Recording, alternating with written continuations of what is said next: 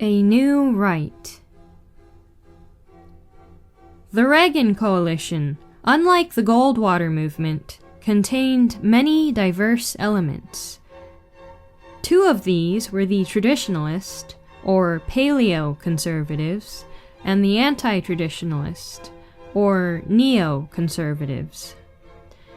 Barely speaking, at the best of times, these two groups are now at war. The two sides.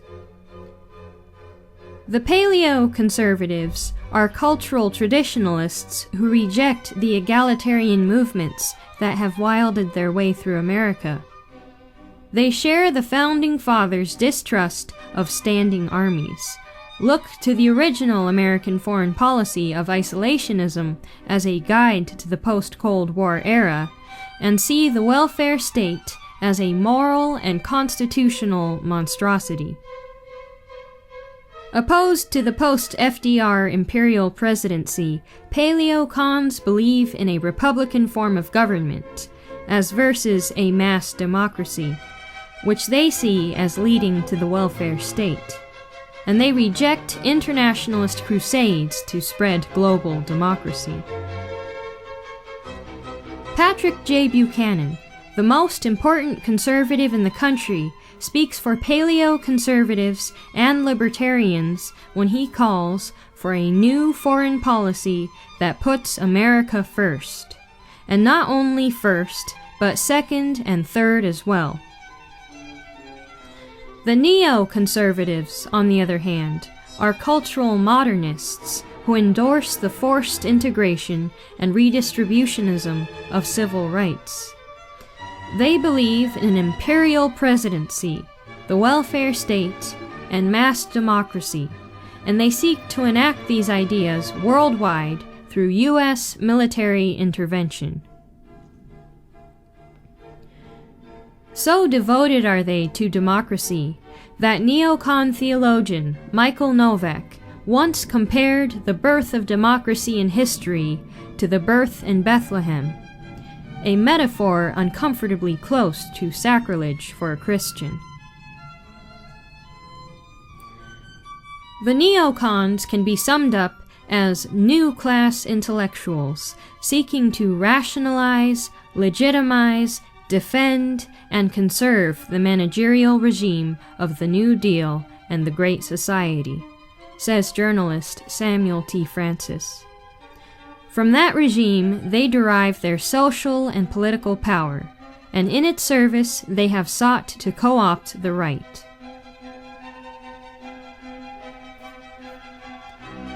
A short history of neoconism.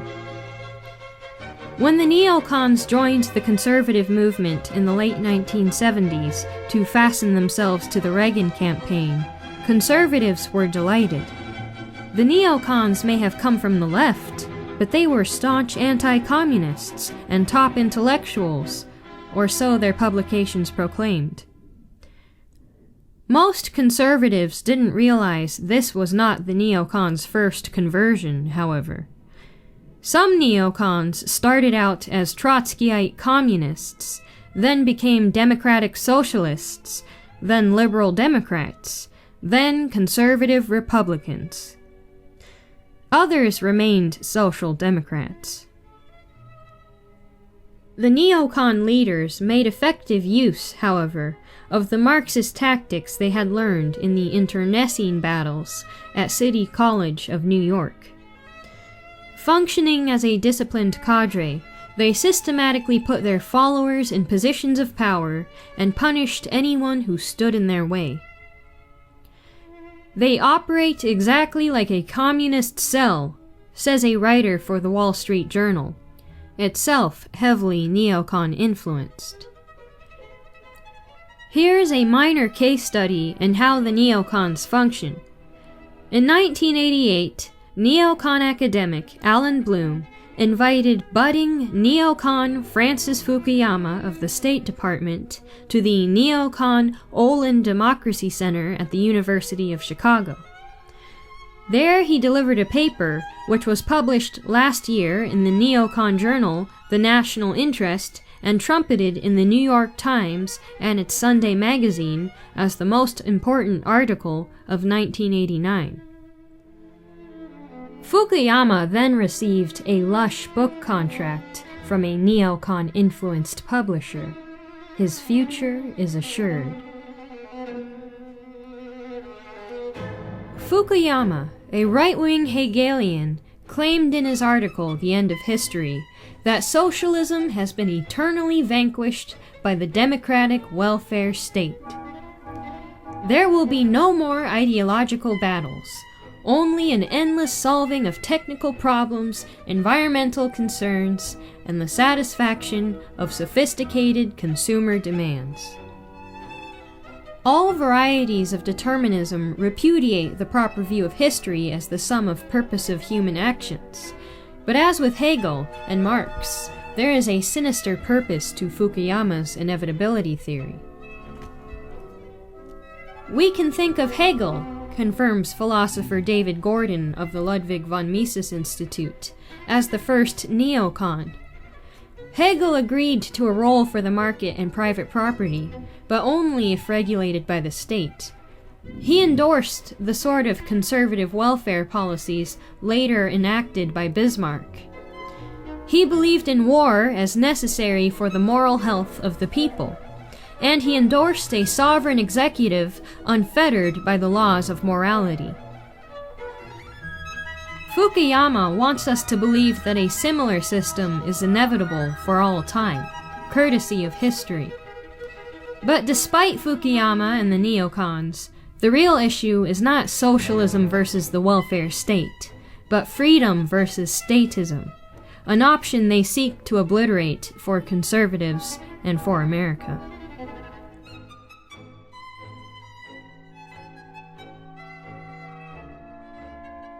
The First Battle. The first intra-right battle in the Reagan administration took place over the directorship of the National Endowment for the Humanities. This bureaucracy dispenses many millions in academic patronage, and the neocons knew that not only do ideas have consequences, but that paid dispensers of ideas were essential to their planned control of conservative think tanks and foundations. NEA grants could buy them a lot of influence in the academic world, where the average professor, conservative, liberal, or libertarian, will sell his soul, such as it is, for a few $1,000s. Using the New York Times, which managing editor A.M. Rosenthal turned into a virtual neocon house organ, they attacked the president's first choice for the NEA, Southern historian and literature professor M.E. Bradford. Paleo-Con Bradford, a scholar of immense learning and gentle character, was called a Southern reactionary and Neanderthal. There was even a whispering campaign to brand him as a racist, though no evidence was ever produced. An open charge, one the Times harped on, was that Bradford was insufficiently respectful of Abraham Lincoln. Lincoln, a proponent of big government, federal hegemony, the income tax, a dictatorial presidency, loose construction of the Constitution, and fiat paper money, is a hero to neocons, even though his racial views resemble David Duke's. But why should uncritical approval of Lincoln have been a Reagan litmus test in the 1980s? Another accusation was that Bradford opposed federal control of education. This was supposed to be Reagan's view, so it ought not to have been effective, no matter how shocking the Times found it. Day after day, Bradford was called a caveman. As is so often the case, the smear worked, and Irving Kristol's choice, William Bennett, was installed in Bradford's place. Bennett used the NEH effectively to reward neocons, and they in turn promoted him for Secretary of Education. When he got that job, he made effective use of its even larger slush fund and bank of jobs, while drastically expanding the central government's control over local schools. The neocons, who tend to think civilization starts and ends in New York City, see all local, and especially rural and small-town influences, as baleful prejudices to be stamped out. Thus their centralizing mania. Along with the National Endowment for the Humanities, the neocons took over the grant-making National Endowments for the Arts and Democracy, not to speak of entire divisions of the National Security Council and the Defense and State Departments, through neocons Richard Pearl and Elliott Abrams.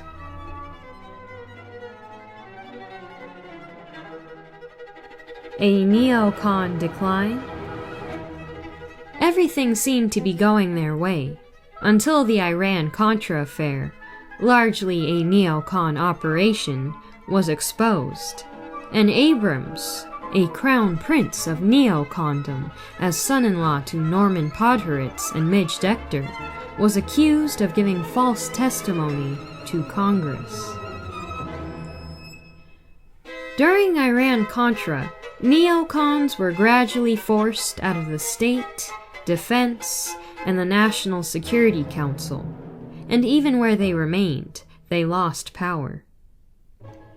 Contributing to this decline was the poor performance in the Republican primaries of their candidate, Jack Kemp, despite years of coaching by Crystal. The neocons still wield a lot of power through Carl Gershman's National Endowment for Democracy, Jack Kemp's HUD, Bennett's drug war, and Dan Quayle's office under Crystal's son, Bill. But the White House, now controlled by an older Northeastern elite, is much less friendly.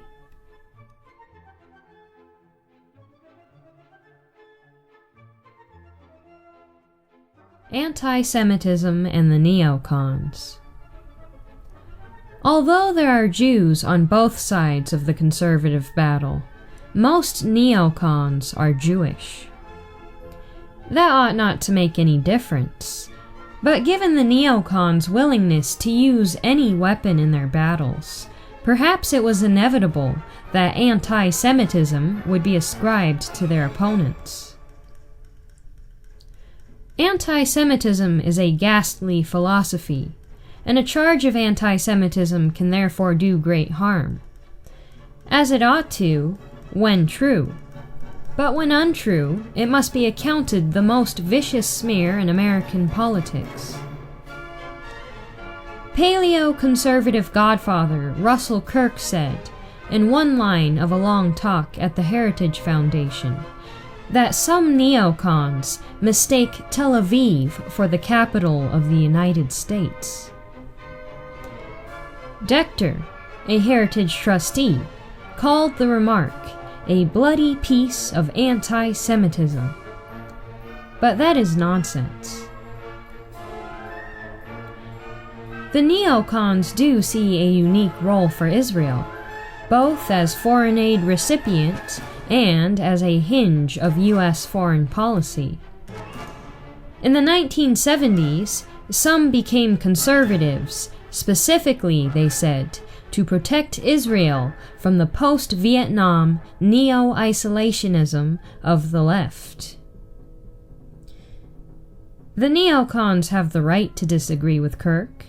They do not have the right to smear a scholar and man of his rectitude.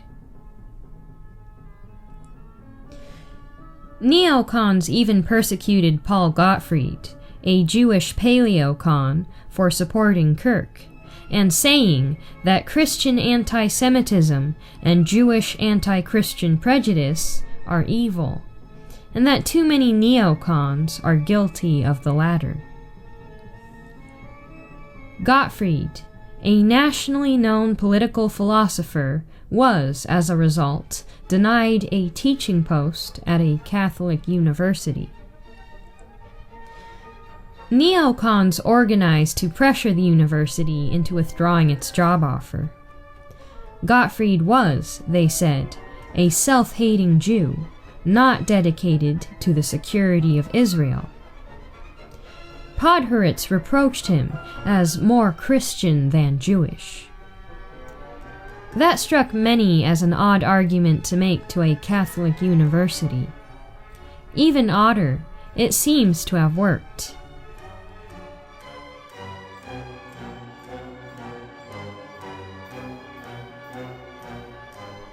The Rockford Battle. At the center of the Paleo-Neo battle have been the Paleo-Conservative Rockford Institute in Rockford, Illinois, and its influential magazine, Chronicles. Editor Thomas Fleming had published an article by Libertarian Bill Kaufman on Gore Vidal as a man of the old right. Despite Vidal's many ideological and cultural shortcomings, it was a persuasive piece. But no one could have seen it as a literary thermonuclear device. Like many Paleocons, Fleming comes from the Southern agrarian tradition that values America's heartland farms and towns over its big northeastern cities. For these views, he has been smeared by the neocons as a nativist. But after the Vidal article, Podhoretz and Decter declared Fleming, Chronicles, and Rockford enemies who countenanced anti-Semitism. How so? Jews tend to live in big cities, so criticizing urban culture smacks of anti-Semitism. And besides, Vidal was their bitter personal enemy, who had called them Israeli fifth columnists. In answering these charges, Rockford pointed to Chronicles' Jewish editors and writers, and to the fact that nothing even remotely anti-Semitic had ever appeared in the magazine. But the neocons only redoubled their efforts, next using their disciple, Richard John Newhouse, a Lutheran minister who ran Rockford Center for Religion and Society in New York City. Newhouse and Fleming had been at odds for a long time. After hearing Fleming make an insensitive remark about AIDS, Newhouse said, "How can you say that, when we all have so many close friends who have been struck down by this terrible disease?" "Close friends," answered Fleming. "I don't know anyone who has AIDS. I don't know anyone who knows anyone who has AIDS." Newhouse would never speak to Fleming again. When Podhoretz and Decter declared war, Newhouse gladly volunteered for the neocon smear campaign, a Rockford official told me.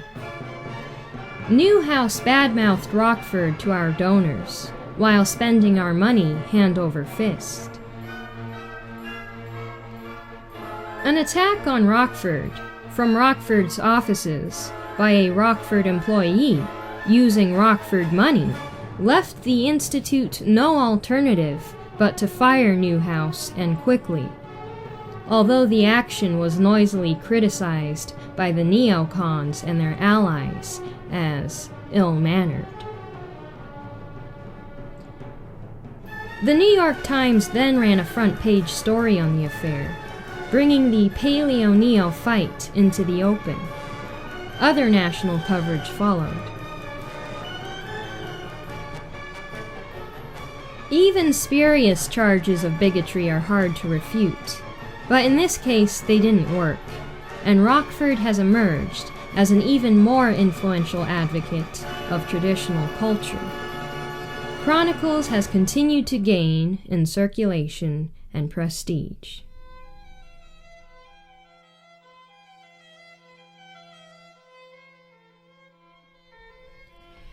A Neocon Error.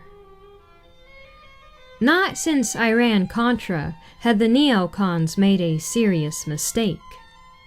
But Kirk, as Mr. Conservative, is widely beloved, and so is Rockford. The attacks backfired, and for the first time, the neocons themselves became the issue. This is something they like to avoid, for despite all the resources they control, there are not very many of them. As a Wall Street Journal writer told me, no one has ever found more than 37. The neocons use a certain amount of smoke and mirrors, added a paleo journalist, but this split is blowing away the smoke and breaking their mirrors. The neocon edifice seems impressive, but pull back the curtain on this Wizard of Oz, and it's only Irving Kristol standing on a stool. In an attempt to counter their small numbers, the neocons have started reaching out to an older establishment, and aligning themselves with such trilateralist intellectuals as Samuel Huntington of Harvard, who has received millions in neocon money. In an early trilateralist commission study, Huntington looked back with nostalgia on the good old days, when Truman had been able to govern the country with the cooperation of a small number of Wall Street lawyers and bankers. But too many people questioned the legitimacy of hierarchy, coercion, discipline, secrecy, and deception. They no longer felt the compulsion to obey those of superior rank. The solution? 1. Muzzling the press, especially newsmen skeptical of authority and institutions. 2. Tightening federal control of higher education, which too often works at cross purposes with elite authority. And 3. Restoring the presidency to dominion over foreign policy and international economics.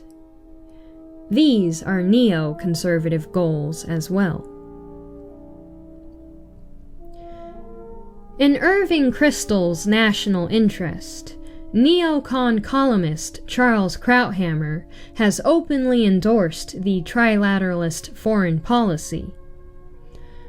America must integrate with Europe and Japan in a super-sovereign entity that is economically, culturally, and politically hegemonic in the world.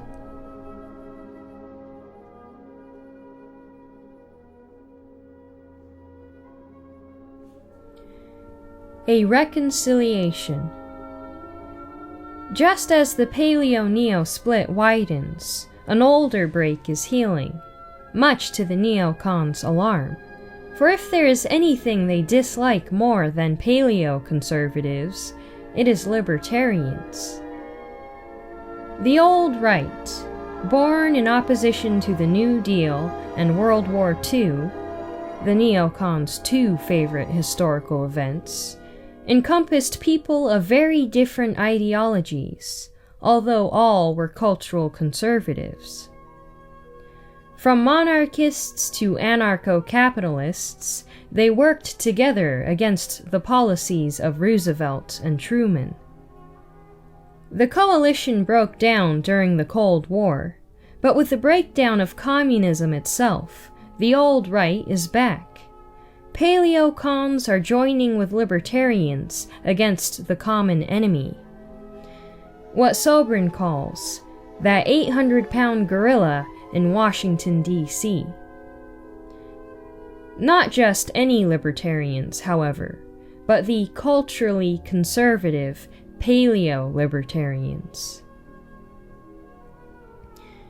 It is not a difficult melding.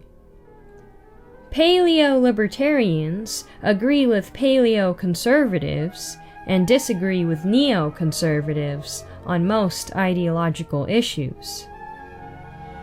But to rescue the libertarian ideal and make such an alliance possible, good libertarians had first to hive off what Murray N. Rothbard called the hippies, druggies, and militantly anti-Christian atheists of the Libertarian Party.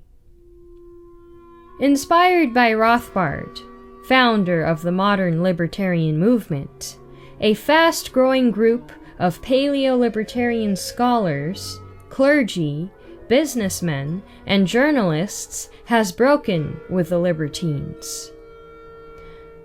Rothbard and Fleming then organized the first meeting of the Paleo Alliance late last year at the Rockford Institute.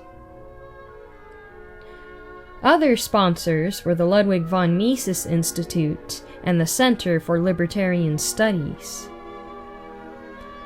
Called Beyond the Welfare Warfare State, Setting the Agenda for the 1990s, the conference brought together a host of paleos from both camps, including Bradford, Gottfried, Fleming, Rothbard, Sobrin, and the present writer.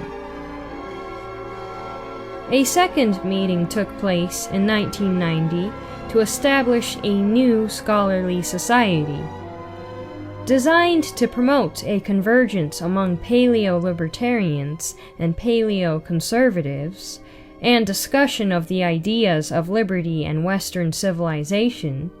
It was named after John Randolph of Roanoke. Randolph, whom Russell Kirk in his great book called A Libertarian Aristocrat, said, "I love liberty, I hate equality." The Randolph Club will have about 100 members, scholars, journalists, and businessmen, by invitation only. The presidency will alternate between a conservative and a libertarian, and its first meeting, in Dallas next October, will produce a Paleo Alliance book. The officers are Fleming, President, Rothbard, Vice President and next year's President, Burton S. Blumert of CLS, Treasurer, and Michael Warder of Rockford, Secretary. The other two board members are Alan Carlson of Rockford and myself. Another gathering took place this month at the Philadelphia Society's annual meeting in Chicago, with a standing-room-only dialogue on the future of the right, featuring Rothbard, Anthony Harrigan, and Donald Devine, sponsored by the Rockford Institute. At a time when neocons, like all statists, are intellectually bankrupt, conservatives are preoccupied with getting jobs in the state apparatus, and libertarians are still zoning in the age of Aquarius, the Paleo Alliance is the only exciting development on the right. I expect to see the people associated with the John Randolph Club set the agenda for the 1990s and beyond. An earlier, shorter version of this article appeared in the New American. Signed, LewRockwell, Jr.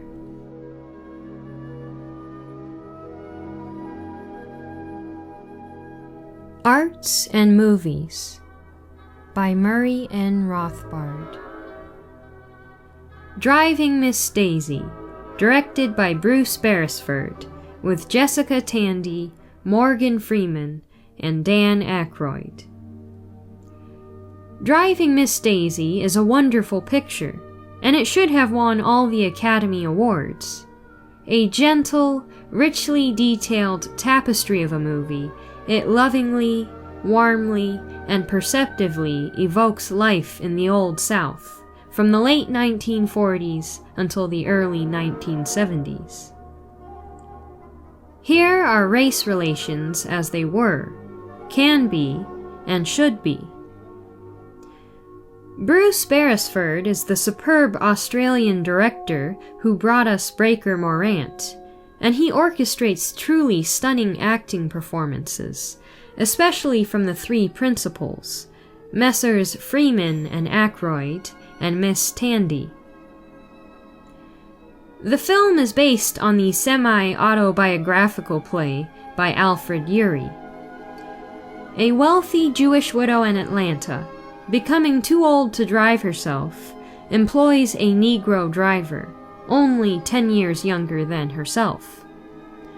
Morgan Freeman, the driver, is benign, courteous, deferential, and dignified, and the originally imperious Tandy eventually comes to regard Hoke, the driver, as her best friend.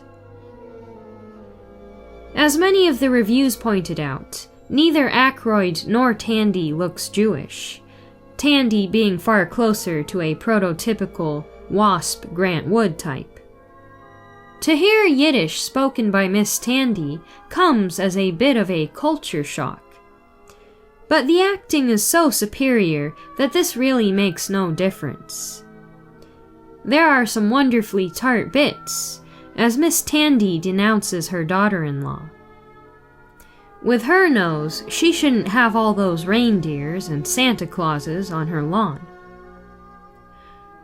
Oddly enough, the daughter-in-law, Patti LuPone, is the only one of the major actors who looks Jewish, even though she isn't. Although the major film critics grudgingly admire Driving Miss Daisy, they obviously don't like it very much, precisely because it presents a loving and favorable view of race relations in the Old South. In fact, they mainly protested because their own favorite film of 1989, the raucous, Black Power-oriented Do the Right Thing from Spike Lee, was frozen out of Academy Award contention. Well, tough, guys. All this illustrates an important cultural point.